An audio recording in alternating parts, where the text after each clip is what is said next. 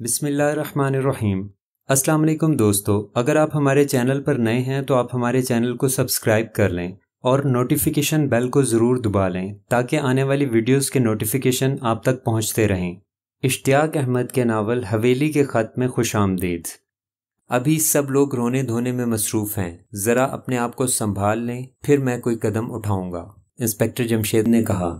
یہ سب آپ مجھ پر چھوڑ دیں اور مجھے بتا دیں کہ قتل کس نے کیا ہے، حاکم دین نے کہا۔ مجھے افسوس ہے، میں نہیں بتا سکتا۔ کیا مطلب؟ کیوں نہیں بتا سکتے؟ اس طرح تو آپ مجرم کی مدد کر رہے ہیں۔ اگر اس عرصے میں وہ فرار ہو گیا تو آپ برابر کے مجرم ٹھہرائے جائیں گے، حاکم دین نے تل ملا کر کہا۔ فکر نہ کریں، وہ بھاگ کر کہیں نہیں جا سکتا۔ اس نے یہ قتل بھاگنے کے لیے نہیں کیا۔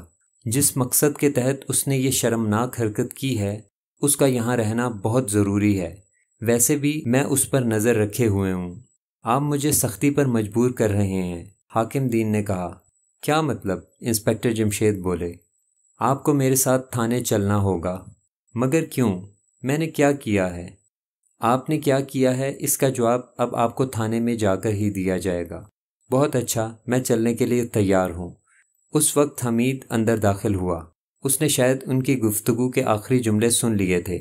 وہ گھبرا کر بولا، ارے تھانے دار صاحب، یہ آپ کیا غضب کر رہے ہیں؟ آپ انہیں نہیں جانتے؟ یہ انسپکٹر جمشید ہیں، دارالحکومت کے محکمہ سراغ رساں کے نامور انسپکٹر، اور یہ ان کے بچے محمود، فاروق اور فرزانہ ہیں۔ اوہ! حاکم دین دھک سے رہ گیا۔ اس کے منہ سے کوئی لفظ نہ نکل سکا، بس پھٹی پھٹی آنکھوں سے انہیں گھورتا چلا گیا۔ آخر بولا، مجھے معاف کر دیجئے جناب، اگر مجھے معلوم ہوتا کہ آپ وہ ہیں تو کبھی بھی اس طرح سے پیش نہ آتا۔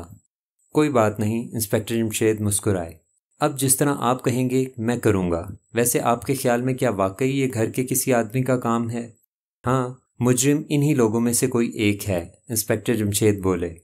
جب میں آپ کی زبان سے یہ الفاظ سنتا ہوں تو میرے جسم پر کپکپی طاری ہو جاتی ہے، حمید نے لرزتے ہوئے کہا۔ فکر نہ کریں، کم از کم آپ قاتل نہیں ہیں، کیونکہ آپ کو اپنی والدہ سے بہت محبت تھی۔ محبت تو ہم سب کو تھی۔ آپ کی یہ بات غلط ہے۔ کم از کم اس گھر میں ایک آدمی ایسا ضرور ہے جسے سرور جہاں بیگم سے نفرت تھی، اور یہ کام اس نے کیا ہے، انسپکٹر جمشید بولے۔ میں حیران ہوں، اس گھر کا فرد ہوتے ہوئے اور دن رات یہاں رہتے ہوئے میں آج تک یہ بات محسوس نہ کر سکا، حمید نے اداس ہوتے ہوئے کہا۔ اس میں آپ کا قصور نہیں، شاید کوئی بھی یہ نہیں جانتا تھا کہ وہ کون ہے جسے سرور جہاں بیگم سے اتنی نفرت ہے، انسپکٹر جمشید بولے۔ ہاں، یہ تو ٹھیک ہے، آخر آپ اس کے خلاف ثبوت کیسے حاصل کریں گے جبکہ جرم کرتے ہوئے اس نے کوئی ثبوت نہیں چھوڑا؟ یہ میرا کام ہے اور میں جانتا ہوں کہ میں یہ کیسے کروں گا۔ اچھا جناب، اب میں چلتا ہوں، کل پھر حاضر ہوں گا، انسپکٹر حاکم دین نے کہا۔ حاکم دین ابھی اٹھا ہی تھا کہ اچانک دوڑتے ہوئے قدموں کی آواز سنائی دی۔ انہوں نے دیکھا آصف ہانپتا ہوا ان کے کمرے میں داخل ہو رہا تھا۔ اس کی آنکھیں حیرت اور خوف کے مارے پھٹی پڑ رہی تھیں۔ کیا ہوا آصف؟ خیر تو ہے؟ حمید بوکھلا کر اٹھ کھڑا ہوا۔ وہ عاطف میرے کمرے میں، اس نے ہکلا کر کچھ کہنے کی کوشش کی مگر جملہ مکمل نہ کر سکا۔ عاطف تمہارے کمرے میں؟ کیا مطلب؟ حمید نے حیران ہو کر کہا۔ اف خدا، جلدی چلیے، آصف نے کہا۔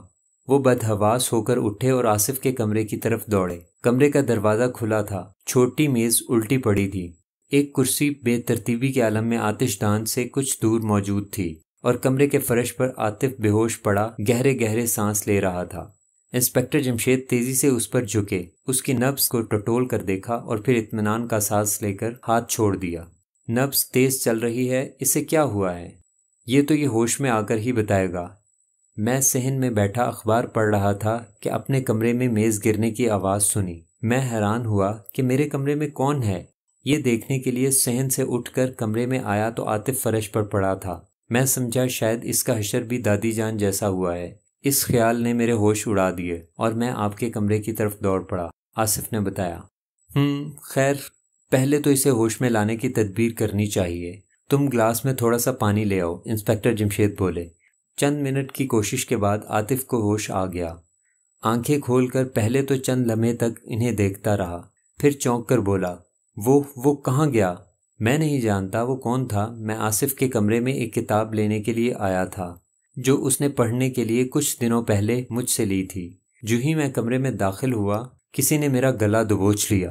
میں نے گلا چھڑانے کے لیے ایک زوردار جھٹکا مارا، ہم میز سے ٹکرائے، میز گر پڑی، پھر ایک کرسی سے ٹکرائے، کرسی کھسکتی دور نکل گئی، پھر میں بے ہوش ہو گیا۔ عاطف یہ کہہ کر خاموش ہو گیا۔ کیا تم نے اس کی شکل دیکھی تھی؟ محمود نے پوچھا۔ نہیں، اس نے میری کمر کی طرف سے حملہ کیا تھا۔ کیا آپ کو اس کے ہاتھ بھی نظر نہیں آئے تھے؟ فرزانہ نے بے چین ہو کر سوال کیا۔ اس کے ہاتھوں پر دستانے تھے، کالے رنگ کے دستانے، عاطف کے منہ سے نکلا۔ لیکن سوال یہ ہے کہ سرور جہاں بیگم کو ہلاک کرنے کے بعد اس نے آپ پر حملہ کیوں کیا؟ فاروق نے کہا۔ یہ میں کیا کہہ سکتا ہوں، عاطف نے اٹھتے ہوئے کہا۔ اس کا مطلب یہ ہے کہ سب کو احتیاط کرنی ہوگی، حمید نے بڑبڑا کر کہا۔ کہیں ایسا تو نہیں کہ آپ قاتل کے متعلق کچھ جانتے ہوں؟ اگر ایسا ہے تو فوراً بتا دیں، فرزانہ نے چونک کر کہا۔ نہیں، مجھے اس کے متعلق کچھ معلوم نہیں، اس نے کہا۔ کوئی اور بات جو آپ کو اپنی دادی جان کے متعلق معلوم ہو؟ کبھی انہوں نے آپ سے کسی خطرے کا ذکر تو نہیں کیا تھا؟ انسپکٹر جمشید نے پوچھا۔ جی نہیں۔ اچھا خیر، اب آپ آرام کریں، انسپکٹر جمشید نے کہا اور کمرے سے باہر جانے کے لیے بڑھے۔ باقی لوگ بھی ان کے ساتھ باہر نکل آئے۔ عاطف کا کمرہ چونکہ آصف کے کمرے کے ساتھ ہی تھا، اس لیے وہ اس کمرے سے نکل کر اپنے کمرے میں چلا گیا۔ انہوں نے ابھی چند قدم ہی اٹھائے ہوں گے کہ انسپکٹر جمشید کے اٹھتے قدم رک گئے۔ ان کی نظریں کوڑے کے ڈرم پر لگی تھیں۔ پھر وہ اس کے نزدیک پہنچ گئے۔ انہوں نے انہیں کوڑے کے ڈرم میں ہاتھ ڈالتے دیکھا۔ جب ان کا ہاتھ باہر نکل کر آیا، اس میں 2 سیاہ رنگ کے دستانے لٹک رہے تھے۔ رات تاریک تھی۔ محمود، فاروق اور فرزانہ حویلی میں اپنے آپ کو اکتایا ہوا محسوس کر رہے تھے۔ اس کیس میں انہیں ابھی تک کوئی کام کر کے دکھانے کا موقع نہیں ملا تھا۔ کیس اگرچہ ہر آن عجیب اور پیچیدہ ہوتا جا رہا تھا، لیکن اس کے باوجود انہیں اکتاہٹ محسوس ہو رہی تھی، شاید اس لیے کہ مجرم کا ابھی تک دور دور تک پتہ نہیں تھا۔ لاکھ کوششوں کے باوجود بھی کوئی نظریہ قائم نہیں کر سکے تھے، اس لیے بھی وہ اپنے کمرے میں بیٹھے دبی آواز میں باتیں کر رہے تھے۔ محمود کے لہجے میں بیزاری تھی۔ اس کیس میں لے دے کر ہمارے ہاتھ 2 دستانے آئے ہیں جو ربڑ کے ہیں، ان کے ذریعے سے ہم قیامت تک بھی مجرم تک نہیں پہنچ سکیں گے۔ ایک خط بھی تو ہے جو ہمیں اپنے گھر میں ملا تھا، جو اس حویلی نے لکھا تھا، فرزانہ نے کہا۔ ٹھیک ہے، لیکن وہ خط تو حویلی کے کسی خیر خواہ نے لکھا تھا، نہ کہ مجرم نے۔ ہو سکتا ہے کہ اسے مجرم کے بارے میں معلوم ہو، فرزانہ نے کہا۔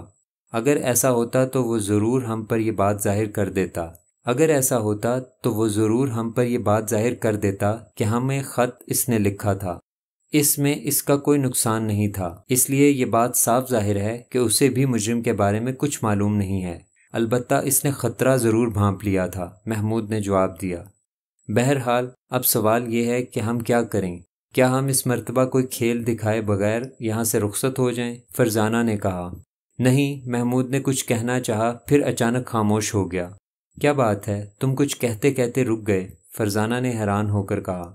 کیا ہمارے یہاں اس وقت فاروق موجود نہیں؟ اس نے اٹک اٹک کر کہا۔ کیوں موجود کیوں نہیں؟ یہ تمہاری نظر یکایک کمزور ہو گئی؟ یہ بیٹھا تو ہے۔ میرا خیال ہے تمہیں غلط فہمی ہوئی ہے۔ اگر فاروق ہمارے پاس ہوتا تو اس کی آواز ضرور ہمارے کانوں تک پہنچتی۔ ہم اتنی دیر سے باتیں کر رہے ہیں اور اس نے ایک بار بھی گفتگو میں دخل نہیں دیا۔ کیا آج تک ایسا ہوا ہے؟ لیکن آج ہو رہا ہے، شاید اسے سانپ سونگھ گیا ہے۔ فرزانہ مسکرائی۔ تو اس حویلی میں سانپ بھی ہیں؟ ارے باپ رے باپ، محمود کے منہ سے خوفزدہ لہجے میں نکلا۔ اڑا لو مذاق، تم نے میرے خیالات کو خاک میں ملا دیا، فاروق نے جھنجھلا کر کہا۔ کیا کوئی خاص بات سوچ رہے تھے؟ ہاں، بہت ہی خاص، فاروق نے اسی انداز میں کہا۔ آخر کیا سوچ رہے تھے؟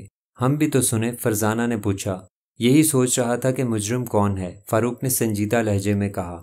کیوں، کیا یہ خاص بات نہیں ہے؟ خاص کیوں نہیں ہے، لیکن یہ بات تو ہم نہ جانے کب سے سوچ رہے ہیں۔ سنو، میں نے ایک منصوبہ بنایا ہے، فاروق نے عجیب سے لہجے میں کہا۔ یا اللہ رحم، فرزانہ نے چھت کی طرف دیکھتے ہوئے کہا۔ اگر تم نہیں سننا چاہتی تو سو جاؤ، میں محمود کو بتا دوں گا، اور اگر محمود بھی سننا پسند نہ کرے تو حویلی کی دیواروں کو سناتے رہنا۔ فرزانہ نے منہ بنا دیا۔ دیکھو، میں کہہ رہا ہوں، میرا مذاق نہ اڑاؤ، میں ایک عدد تیر مارنے جا رہا ہوں۔ ارے کیا واقعی؟ محمود نے پرجوش لہجے میں کہا۔ ہاں، میرے ذہن میں ایک زبردست ترکیب آئی ہے۔ اچھا جلدی بتاؤ۔ اپنے کان میرے منہ کے قریب لاؤ، کیونکہ دیواروں کے بھی کان ہوتے ہیں، اور اس حویلی کے کان تو کچھ زیادہ ہی لمبے ہیں، انہوں نے اپنے منہ قریب کر لیے اور وہ دبے دبے لہجے میں کچھ کہنے لگا۔ آج کی ویڈیو میں صرف اتنا ہی، ملتے ہیں اگلی قسط کے ساتھ۔